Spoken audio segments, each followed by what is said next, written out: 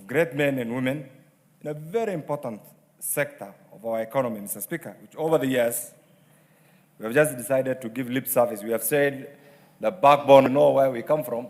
Agriculture has two aspects, livestock and crop farming. The emphasis in Kenya has been on the crop sector. I hope and pray that Dr. Mutunga, if he's still here, that in his mind, he has the issue of the livestock subsector, which has been neglected. Mr. Speaker, secondly, it is good to have a professional body. And when I have reflected on this, it will bring so many benefits. But again, are we short of legislations? We have sector-based professional bodies. The veterinarians have their own professional bodies. It's an agriculture-based sector. The sugar professionals have their own. We have a pesticides board. We have a number of other boards. So I think one thing that we have to be very careful about is not to over-legislate so that we bring about the issue of jurisdictional conflict, Mr. Speaker, and other unrelated challenges that whenever we pass a bill, somebody will say, this did not meet this was meant to do this.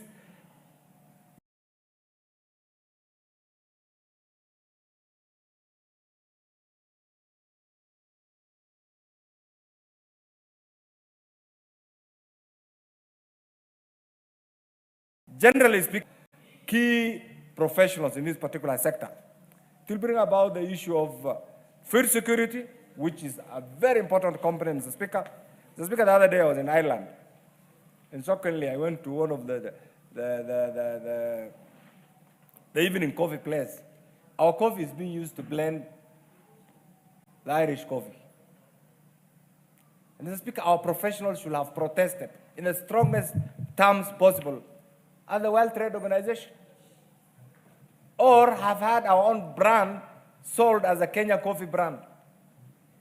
And this is why, Mr. Speaker, the professionals in this particular sector must be ready to support our Kenyan products so that we produce very, high quality products, Mr. Speaker. But outside there, our marketing mechanism has been conflicted, and therefore what is being sold outside there does not clearly project the Kenyan image, Mr. Speaker. And this is one thing that if these professionals really were to work very hard in line with their professions, then Kenya should be self-sufficient, actually, even in terms of food security.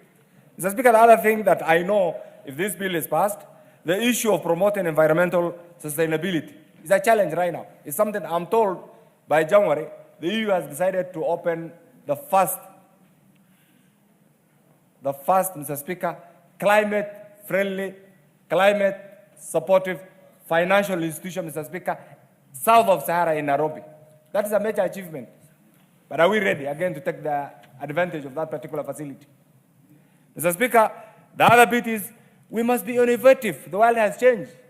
And therefore, these professionals, once put under that umbrella organization, will be the drivers of innovation. And that's what this sector actually requires. Because the issue of land scarcity, the issue of environmental challenge, Mr. Speaker, all these issues can be circumvented, Mr. Speaker, if there is innovation.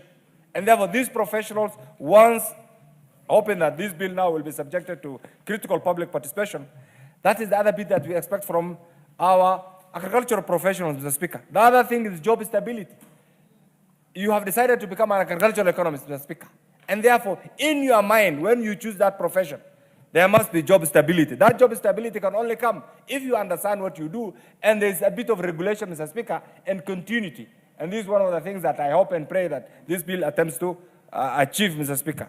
The other bit, Mr. Speaker, is the issue of career diversity. You can't be static. You have been trained as a veterinarian. You must also be familiar with the other aspects of your job. That can only come if we have a professional body that can prepare, can mentor, can bring about change. Not only what you have got through the raw academic platform, Mr. Speaker, but also what you have got through environmental influences, through other friendly means, Mr. Speaker, and this is one thing that has been lacking, Mr. Speaker. Mr. Speaker, you must also be prepared to enjoy what you do. Once this professional body, Mr. Speaker, is legislated, you will have a career fulfillment. You will enjoy what you do. There is somebody else who will also tell you, these are the limits. These are things that you have not done, Mr. Speaker. Mr. Speaker, because we all work for, again, for a community. Whatever we do must have an aspect of contribution to the community, to the outside community. You are an agricultural person, Mr. Speaker, you are a lawyer. Whatever you do must have also an input, an aspect to the society, some benefit to the society. And therefore, I believe once this is done, the Kenyan society in general will see the benefits of this, Mr. Speaker. Mr. Speaker, having said this, I've looked at Section 2, Part 2 of the bill. I see if we don't address this, it's going to be serious jurisdictional conflict. I want to urge the chairman of Agriculture Committee, Dr. Mutunga, who is the author of this bill, Mr. Speaker, to look at it critically so that there's no jurisdictional conflict with other already existing agricultural professional bodies, and they are.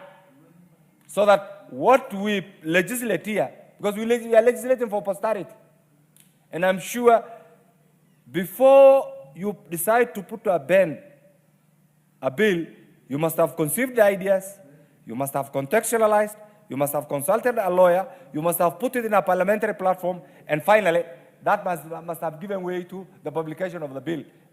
And all these must be in the mindset of the mover, the originator of the bill. Mr. Speaker, I want him to look at Part 2 of the bill, along with the other existing legal platforms, Mr. Speaker, for agricultural professional bodies, so that we avoid the issue of jurisdictional conflict, which has been rampant. This will also help us avoid the issue of duplication of roles. Mr. Speaker, duplication of roles meaning if there is already an entity that is clearly legislated, clearly provided for in managing profession of that particular organization, then creating a generalized umbrella organization might cause conflict and might also cause duplication of roles. This must also be attended to. So, Speaker, the issue of wastages, you are aware. We are number one in passing bills. We are number one in legislation, Mr. Speaker. Our neighbors here, actually, if you go there, you go to UK, if you go to Tanzania here, there are very few legislations, but they've been very effective.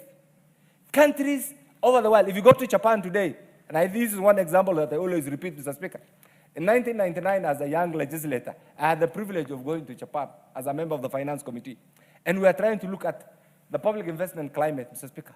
When we went there, we were told the first thing that we were given from their library is a document that they borrowed from Kenya in 1974. In the same year, in 2000, I had the privilege of going to Malaysia. We were also given a document on spatial planning from Kenya, and yet we were going there to benchmark. This era must come to an end. This era of unending, useless trips and legislations that don't add value to the Kenyan taxpayers must come to an end. We have legislated, we have so many legislations. What we are lacking is implementation. What we are lacking is implementation and commitment. Implementation and commitment. Once we are through with this, I can tell you, we can believe, you know the way we do business in our community. By word of mouth, there's no legislation. Purely trust. Although you're aware right now, that's also slowly getting diminished because of other environmental, other societal changes. This thing, erosion. Societal erosions. So the Kenyan culture, we can't legislate everything. There are countries that don't have any written rules. They have societal norms that guide the society. So right now, it's like we are legislating tomorrow. Just some few minutes ago, we were doing something on reproductive health. And I like the way my sister feeling that particular aspect. Some of the things that we even whisper when you want to talk about it. She's loud. She talks loud about it. Absolutely, and she's thorough. We are doing the same for agriculture. Tomorrow, my good sister here will bring something else.